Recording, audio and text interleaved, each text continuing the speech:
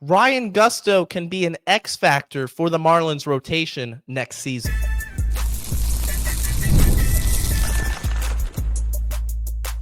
You are Locked On Marlins, your daily podcast on the Miami Marlins. Part of the Locked On Podcast Network, your team every day.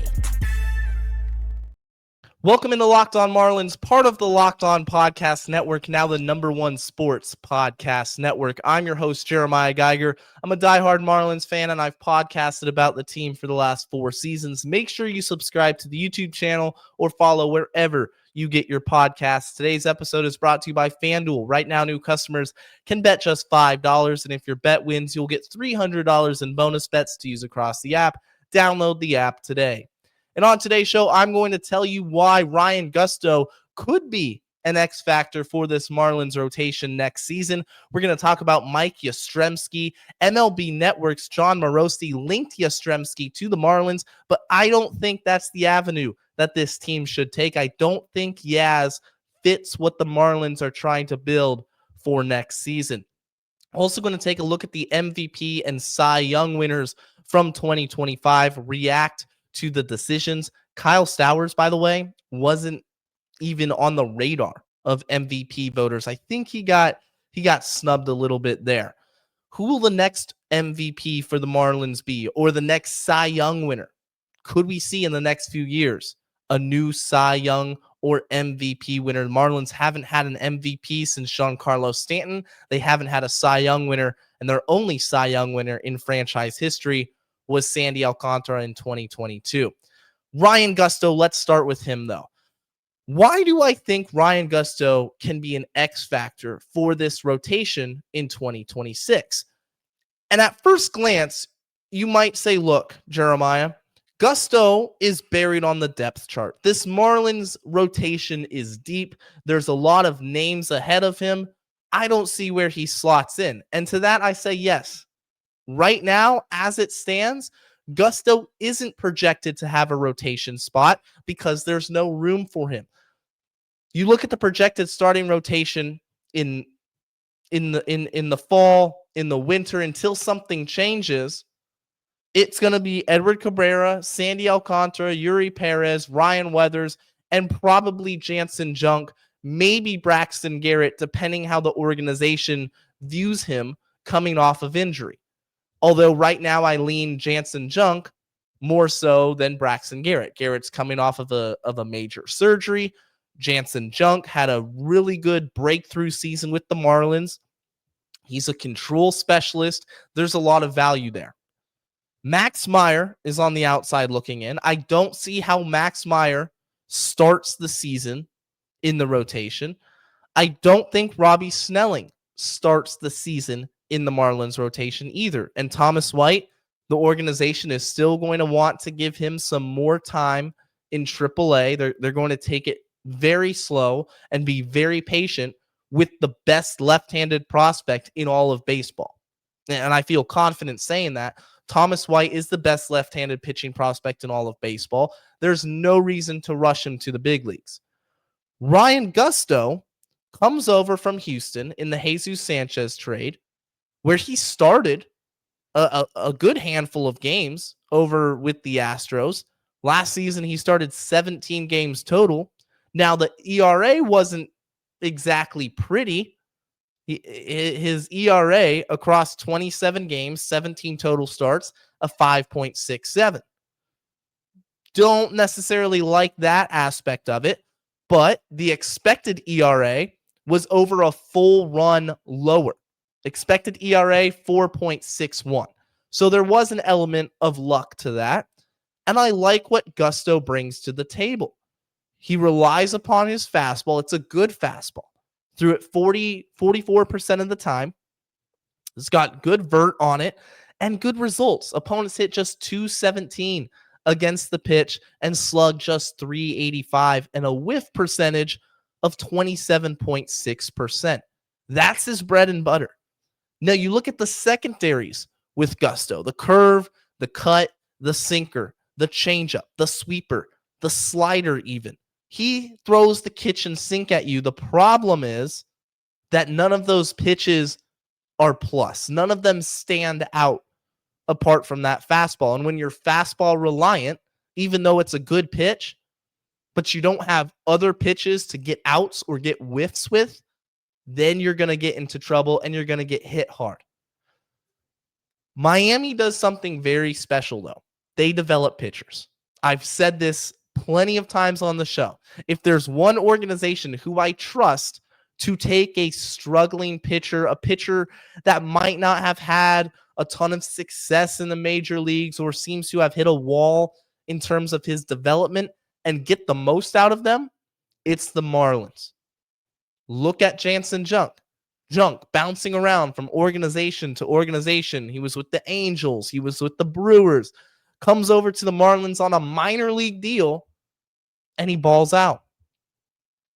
Gusto. This is going to be his first full offseason with the organization.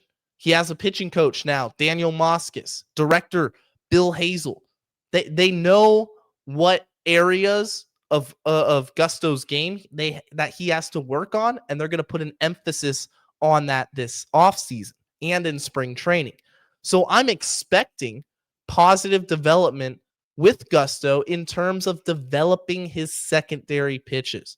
If he can get his cutter, his curveball, maybe add that sweeper that he threw just 9%, if he can make some tweaks on it, and suddenly he becomes more of a complete pitcher, then the Marlins are going to have another viable starting option on their hands. You see glimpses of it. In his first Marlins start, in fact, this past season, right after the trade deadline, he comes over, faces the Atlanta Braves on the road. 6 innings, he struck out 8. I liked what I saw out of him. And then, of course, he struggled. His next start out against Toronto, he went 6 innings, didn't strike out anyone. And his final start with the Marlins at the end of August, he got rocked at home against the Braves. And that was the last action you saw from Gusto at the major league level. But if a couple of things happen, Gusto could find himself in a position to make an impact in the rotation. It would take a trade. If Sandy Alcantara does in fact get traded, if Edward Cabrera gets traded, and that's a possibility, I haven't ruled that out yet. I'm not going to say that my confidence level of Sandy Alcantara being here next season is at a 10. If he gets moved, then there's a hole in the rotation that needs to be filled. If an injury happens, if Ryan Weathers goes down, he's dealt with injuries his whole career. If an injury happens in spring training, unforeseen circumstances are a part of baseball, especially with pitching, then it could be up to Gusto to take that spot and see what he has. I lean towards Gusto being ahead in the depth chart over Max Meyer. At this point, I know what we have out of Max Meyer. I think his fastball is too bad to be a starter, especially that he hasn't developed a third pitch, a consistent third pitch. The slider's elite, but the fastball, it's not very good. The changeup, inconsistent at times. When you're over-reliant on the slider, I just think we know 5 years later, 6 years later after he's been drafted, what we have in Max Meyer. I'd rather see Gusto be the first one up out of the minors than Max Meyer. And I don't know if Max Meyer is going to be with the organization. Maybe you explore a trade with him, and he won't start the year off in the minors, but I have a hard time envisioning Meyer starting the season in the rotation. Maybe he starts in the bullpen. Snelling is another guy who could be the first one up, although a part of me feels like the organization wants to take development of Robbie Snelling extremely slowly and be as patient as possible with him. There's also the factor of service time manipulation. So if something happens in spring training, or if there's a trade, Gusto's name, think about it. We didn't expect Connor Gillespie to be in the opening day rotation a season ago. and yet he was. Gusto could. And what I like about baseball is that when you have an opportunity to take it and run with it and say, hey, I belong here, that's all that matters. Because if Gusto can make a few tweaks, the fastball is good enough, the potential is there for him to stick in the rotation, and I think he could be an X factor for this Marlins team if the need arises. Coming up next, Mike Yastrzemski is not a good fit with this Marlins team.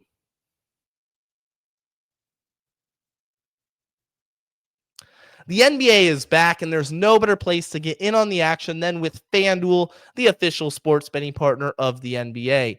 Even if you missed the start of the game or you want to ride the hot hand, FanDuel has live bets on everything from who will score next to fourth quarter comebacks, and you can even combine your live bets into a same-game parlay for a shot at a bigger payout. It keeps every game exciting, especially when your team's making that late push, and FanDuel has it all. They got parlays, they have futures bets, so start thinking now about next year's baseball season. Who's your World Series pick? Who's your pennant pick for the National League? Do you think the Marlins could be sneaky and make a run at the division? Who knows? I'm sure the odds are really good on that, and they got everything you need. Of course, live betting, they got futures. Football this weekend, football season is in full swing as well. And right now, FanDuel's giving new customers $300 in bonus bets when your first $5 bet wins. So head over to FanDuel.com, sign up, play your game with FanDuel, the official sports betting partner of the NBA. Thank you for making Locked On Marlins your first listen of the day, and thank you for making Locked On the #1 sports podcast network. Mike Yastrzemski to the Fish. Interesting fit.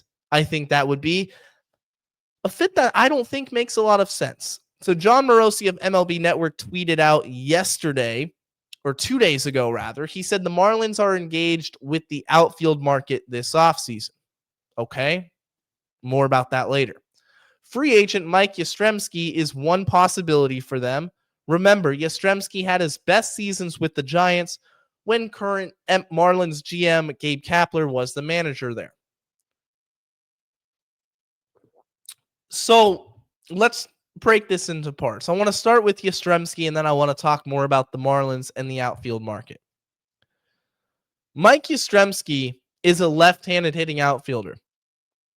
Who are the Marlins' projected starters right now in the outfield? Lefties. They're all lefties. Kyle Stowers, Jacob Marsee, Griffin Conine.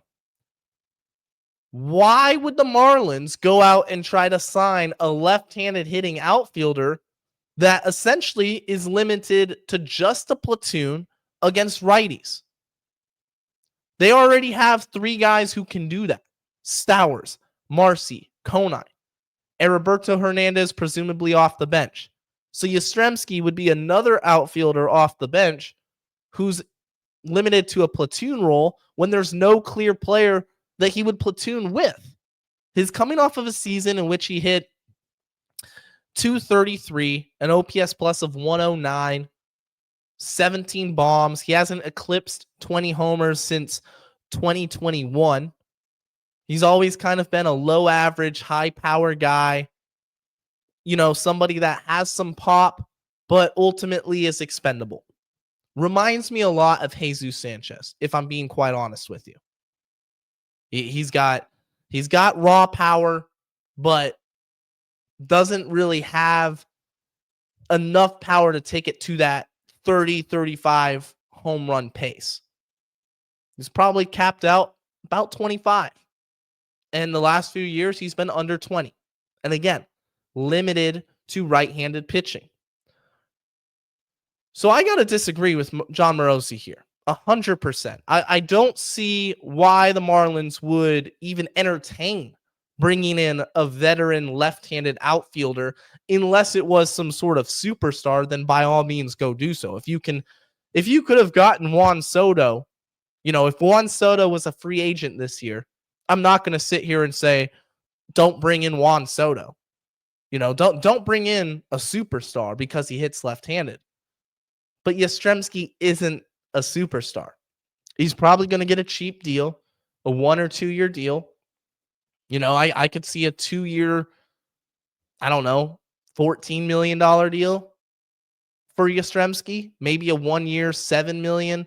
I really don't know. Let's see his projected contract for this off season, because I just don't see the point in doing that when you already have 3 starters who can do that at a maybe a better level, depending how you view Conine, depending how you view the success of Jacob Marsee. I think the upside is certainly higher with those 2 players, and it's clear that Kyle Stowers is a much better player than Yastrzemski.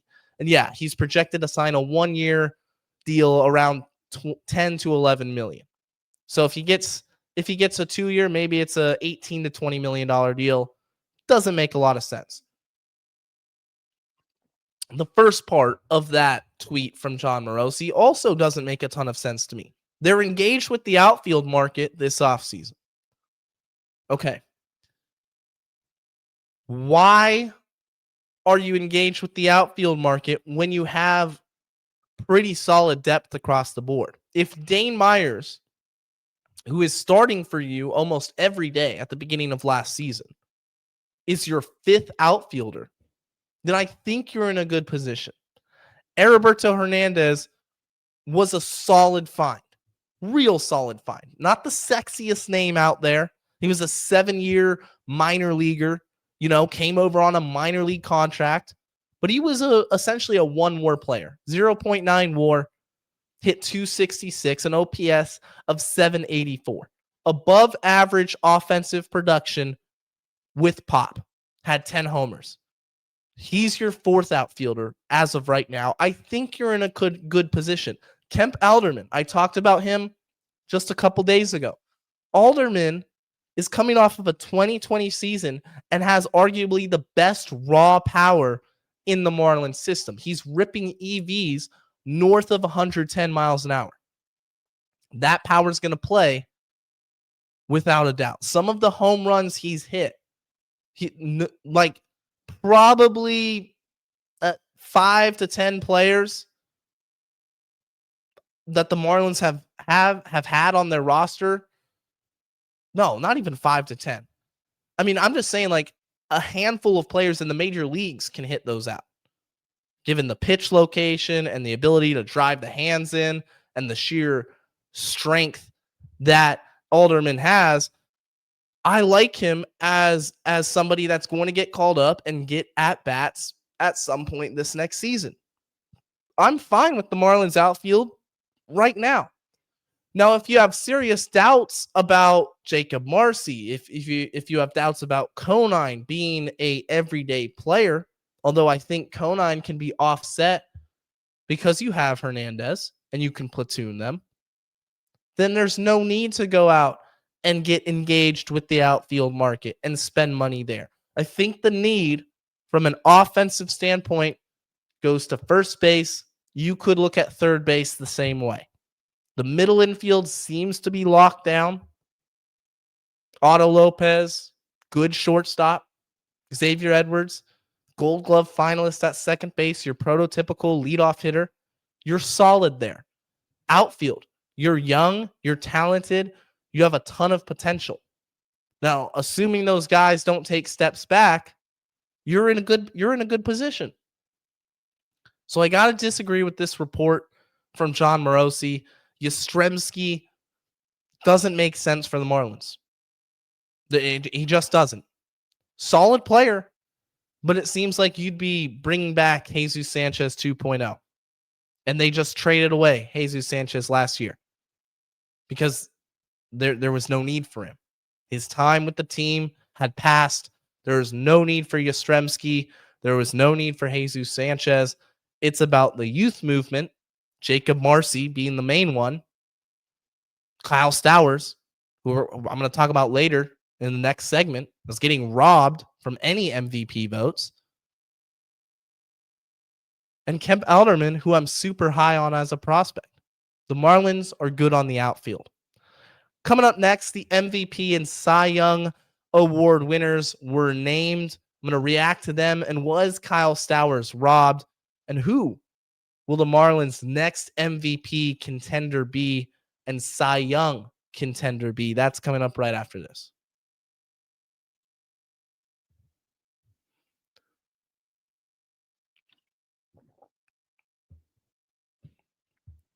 If you ever have questions that you want answered on the show, you can hit me up on Twitter at Jeremiah Geiger 2. Leave your questions in the YouTube comments.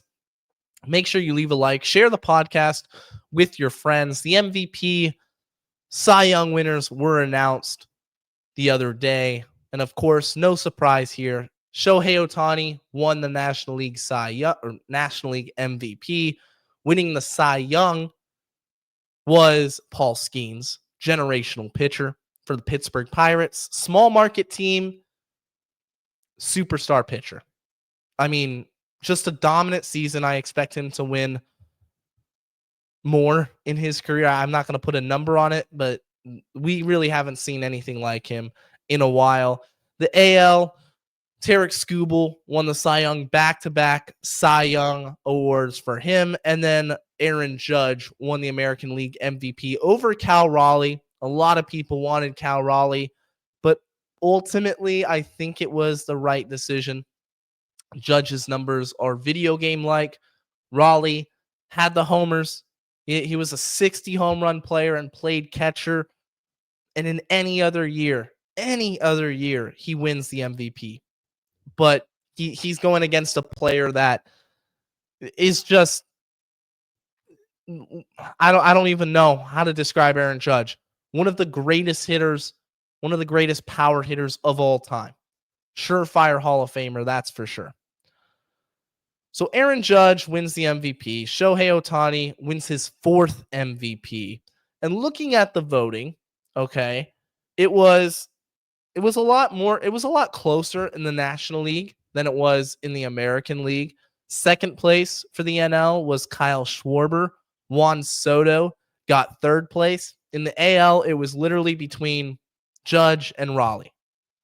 4th place was Geraldo Perdomo, shortstop for the D-backs. 5th place, Trey Turner.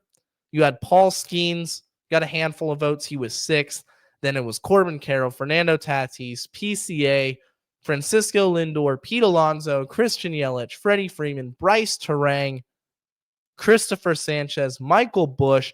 Wait a second. Where's Kyle Stowers? He's not on the list.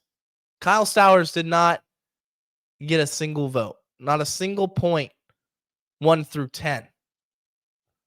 So he did not finish in the top 10 of National League MVP voting, which, or not even the top 10. We're talking, how many is this?